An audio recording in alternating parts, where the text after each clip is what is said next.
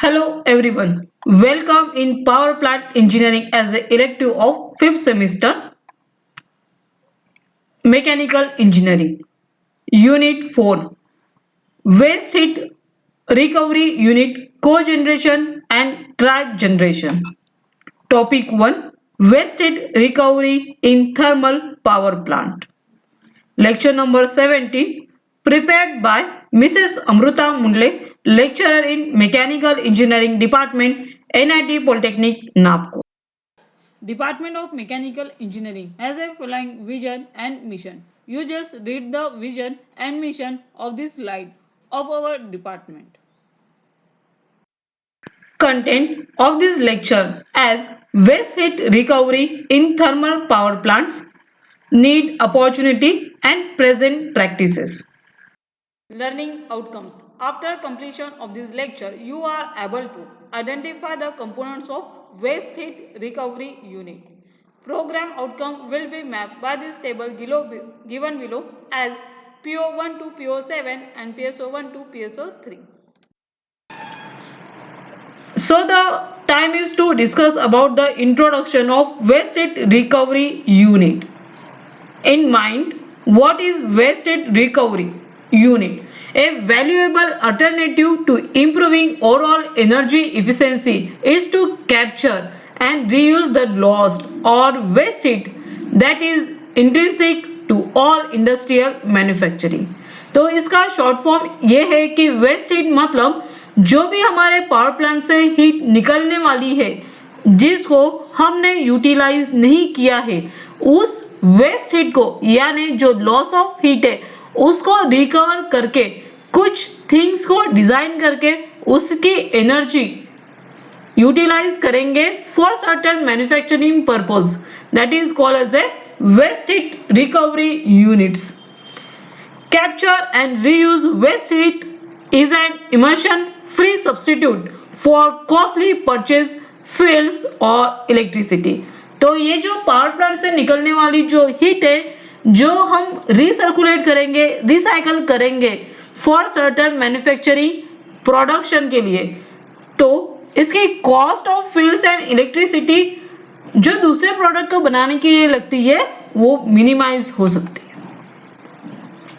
In some cases, such as industrial furnaces, efficiency improvements resulting from waste heat recovery can improve energy efficiency by 10% to as much as 50%.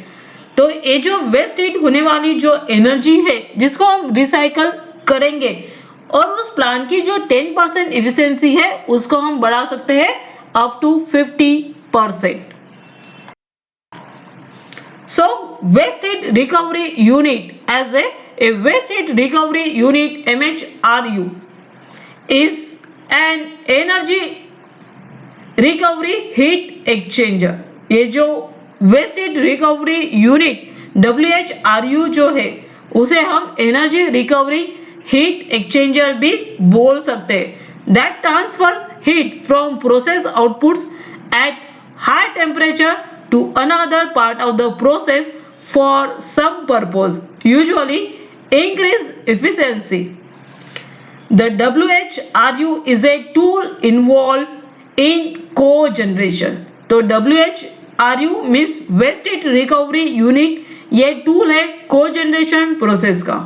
Waste heat may be extracted from sources such as hot flue gases from a diesel generator, steam from cooling towers or even wastewater from cooling processes such as in steel cooling.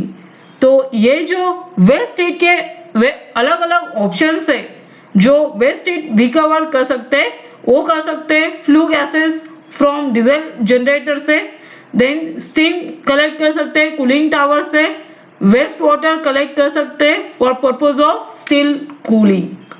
So that's all about the waste heat recovery. Existing technology can be further improved to maximize heat recovery, expand application constraints and improve economic feasibility.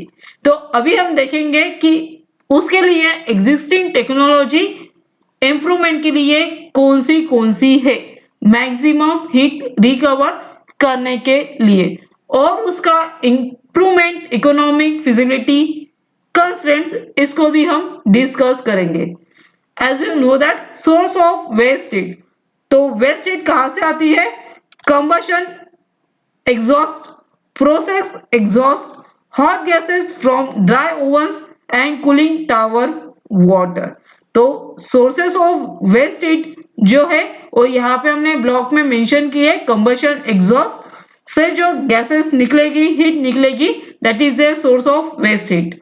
Then process exhaust, कोई भी process का जो exhaust होता है, expansion जो होता है, वहां से जो हीट लॉस होगी उसे हम प्रोसेस बोलेंगे, process exhaust. Then hot gases from drying ovens, drying ovens के अंदर जो हॉट गैसेस एग्जॉस्ट होगी उसे भी हम सोर्सेस ऑफ वेस्ट हीट बोल सकते हैं। Then cooling tower water, cooling tower से जो वाटर सर्कुलेट होता है, स्टीम सर्कुलेट होता है, that is again one of the source of waste heat. इस वेस्ट हीट का हम क्या करेंगे? सोर्सेस का रिकवरी टेक्नोलॉजी से रिकवर करेंगे, और जिसके नेम से regenerator, recuperator, economiser, waste heat boiler, thermoelectric generator, ये डिफरेंट कंपोनेंट्स हम सिस्टम के अंदर यूज करके रिकवरी टेक्नोलॉजी से जो वेस्ट हीट यहाँ पे जा रही थी उसको रिकवर कर सकते हैं, जिसके वजह से हमें बेनिफिट होगा, और उसका एंड यूजर होगा end use for recovery heat as a preheating boiler, feed water, raw material, combustion air. तो जो भी यहाँ से हीट लॉस्ट होने वाली है वेस्ट हीट, उसे हम इन कंपोनेंट के थ्रू रिकवर करेंगे, और सिस्टम में इस सिस्टम के इस एलिमेंट के थ्रू उसको वापस से सिस्टम में या डिफरेंट पर्पस के लिए यूज कर सकते हैं। That is A pre-heating process in boiling feed water, raw material, combustion air. Electricity supply, domestic hot water, that is the end user of waste heat recovery plant or unit. Now we discuss about the waste heat sources. अभी जो हमने जो एक block diagram देखी उसके अंदर ये सारे चीजें हमने देखी है। वेस्ट हीट सोर्सेज क्या होते हैं, वेस्ट हीट यूजेस क्या होता है, और उसका रिकवरी यूनिट कौन से होते हैं। तो उसी के नाम यहाँ पे दिए हैं। Waste heat sources, that's a combustion exhaust. Combustion exhaust के अंदर आएगा glass melting furnace, cement kiln, fume incineration, boilers. ये कंबशन एग्जॉस्ट से हम यहाँ पे इसका यूज कर सकते हैं। Process of gases, steel electric arc furnace, aluminium reverberators furnace, cooling water from furnaces, air compressor, internal combustion engine, then conductive, convective and radiative losses from equipment. That is all about the sources of waste heat from the system. Then uses of waste heat as a combustion, air preheating, boiler feed water preheating, load preheating, steam generation, space heating and water preheating. All are the uses of waste heat. Now we discuss about the factors affecting waste heat recovery feasibility. That's as a heat quantity. Heat की कितनी quantity loss हो रही है उसको recover करने के लिए जो फिजिबिलिटी है वो मायने करते हैं ये फैक्टर्स। अगर आपकी हीट जो लॉस हो रही है वो 10 डिग्री सेंटीग्रेड पे लॉस है, तो उसको रिकवर करने में जो इक्विपमेंट हम यूज करेंगे उसे कोई भी फायदा नहीं होगा। पर जहां से हमारी हीट लॉस हो रही है और उसका टेम्परेचर 100 डिग्री सेंटीग्रेड है और उसको हमें रिकवर करना है, तो that is the beneficial and feasible for the waste heat recovery system. Also the quantity of heat required, then the temperature of heat required to effective and feasibility of waste heat recovery. Then composition, वहां से exhaust से जो composition develop होंगे उस composition से भी depend करता है आप उसको रिकवर करें या ना करें। Then the minimum allowed temperature, आपको सिस्टम में कितना मिनिमम टेम्परेचर रिक्वायर्ड है, ये भी आपके वेस्ट हीट रिकवरी में सबसे इंपॉर्टेंट फैक्टर है for feasibility, operating schedules, availability and other logistic. All 5 points are important to cover in factors affecting waste heat recovery feasibility, whether the heat is feasible to cover and use in different purposes or not. Then the waste heat recovery with ranking cycle. All about know about the ranking cycle. तो ranking cycle आपको पता है कि वहां पे evaporator होता है, turbine होता है, टरबाइन से जनरेटर होता है, जनरेटर से आपको इलेक्ट्रिसिटी मिलती है, देन जो टरबाइन से लॉसेस ऑफ हीट होती है उसको हम करेंगे स्टीम को कंडेंस, और कंडेंस से फिर से इवेपोरेटिव प्रोसेस में भेजेंगे। इन प्रोसेस के बीच में जो भी हीट लॉस होगी इन between of evaporator and in between of condenser, जब हम इवेपोरेटर की बात करते हैं तो इवेपोरेटर से हमें स्टीम फॉर्म मिलता है और स्टीम हम टरबाइन को सर्कुलेट करते हैं। तो इस प्रोसेस के अंदर जो भी हीट रिकवर हो रही है उसको हम वेस्ट हीट फ्रॉम प्रोसेस करके फिर से रिसर्कुलेट कर सकते हैं इन इवेपोरेटर, जिसके वजह से इवेपोरेटर और बॉयलर की इफिशिएंसी इंक्रीज होगी। वैसे ही कंडेंस करने के लिए हम क्या करते हैं, टरबाइन से जो स्टीम पास हो रही है, वेस्ट जा रही है, उसको रिकवर करने के लिए उसको हम फेस ट्रांसफर करते हैं और फेस ट्रांसफर करके फिर से इवेपोरेटर में सेंड करते हैं, जिससे हमारी जो वेस्ट स्टीम थी उसको हम रिसर्कुलेट कर सकते हैं और इवेपोरेटर का टेम्परेचर और हीट प्रोसेस कम लगे।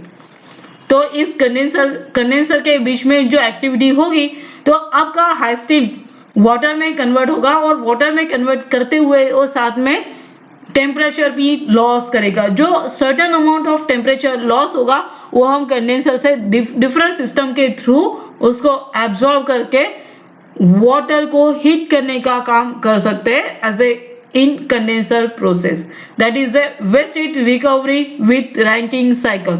तो इसी तरीके से जहां पर भी हमें हीट को ट्रांसफर करना पड़ रहा है from one process to another process, उस बिटवीन में उनके बीच में अगर हमने ऐसा हीट प्रोसेसर लगा लिया और उसको हमने डिफरेंट पर्पस के लिए हीट को यूटिलाइज किया, that is a waste heat recovery unit और प्लांट।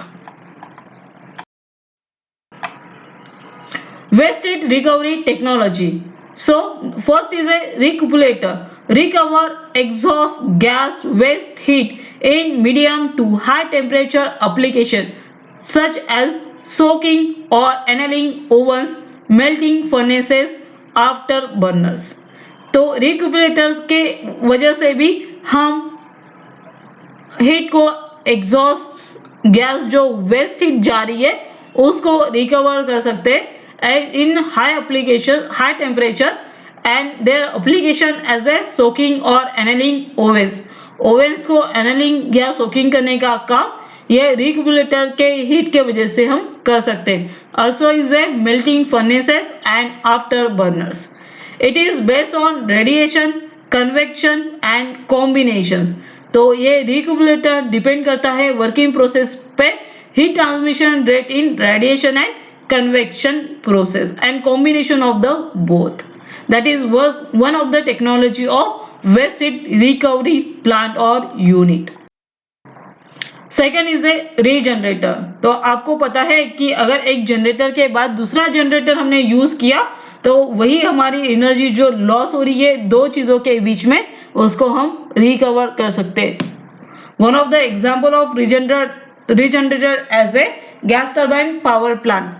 तो हम gas turbine power plant unit 3 के अंदर आपने पढ़े होंगे कि जहां पे गैस टरबाइन पावर प्लांट में लोग इसमें फर्स्ट टरबाइन रोटेट होती है, वहां पे भी इलेक्ट्रिसिटी मिलती है। उसके साथ साथ अगर जहां पे जो गैस हमारी बर्निंग गैसेस रिजॉल्ट है उसको हम सेकेंड टरबाइन से भी पास कर सकते हैं और जिसको हम बोलते हैं एलपी। तो एचपी लेवल पे भी हमें पावर जनरेशन मिलेगा high pressure and LP turbine पे भी हमें पावर जनरेशन मिलेगा एट ए लो कॉस्ट। तो जो सेकेंड स्टेज में आपको पावर जनरेशन मिल रहा है उससे आप कंप्रेसर चला सकते हैं और जो फर्स्ट लेवल पे आपको पावर जनरेशन मिल रहा है उसको हम पावर जनरेशन यूटिलाइज कर सकते हैं फॉर सर्टन पर्पस। तो that is the process of regenerator in gas turbine power plant, जो आपने यूनिट 3 के अंदर गैस टरबाइन पावर प्लांट के अंदर methods to improve gas turbine efficiency पढ़ा था। That is of the regenerator. Challenges to recovering low temperature waste heat. तो some challenges भी है लो टेम्परेचर वेस्ट हीट को रिकवर करने के लिए। उसके बीच में आता है corrosion of heat exchanger surface. तो आप लो टेम्परेचर हीट गेन करना चाहते हैं तो वहां पे क्या हो सकता है, कोरोजन हो सकता है in between of heat exchanger surface. Large heat exchanger surfaces require for heat transfer. तो लो हीट अगर वेस्ट हीट रिकवर करना है तो आपको लार्ज टाइप का हीट एक्सचेंजर सरफेस रिक्वायर्ड होगा for heat transfer. Then finding a use for low temperature heat, साथ में आपको उसका यूटिलाइजेशन भी फाइंड करना पड़ेगा कि लो टेम्परेचर वेस्ट हीट को रिकवर करके आप कौन सा पर्पस, कौन सा एप्लीकेशन सॉल्व कर सकते हैं। That is all about the challenges to recover low temperature. Direct benefits of waste heat recovery plant is a recovery of waste heat has a direct effect on the efficiency of the process. This is reflected by reduction in the utility consumption and cost and process cost. Indirect benefits of waste heat recovery unit as a reduction in pollution, reduction in equipment sizes and reduction in auxiliary energy. That's all are the indirect benefits of waste heat recovery unit. Now the time is to discuss unit outcome achieved by this video lecture as identify the components of waste heat recovery unit. Summary of today's lecture, आज हमने देखा waste heat recovery in thermal power plants, need, opportunity and present practices. Program outcome achieved by this video lecture as PO1, PO5, PO6 and PO7 are mapped in this video lecture. Now the time is to give some assignment, and that assignment is a assignment number 17. All of you note the questions of this assignment and solve in copy and submit as a assignment number 17 in Genuino site. Explain need of waste heat recovery unit. Explain waste heat recovery methods. What is waste heat recovery plant?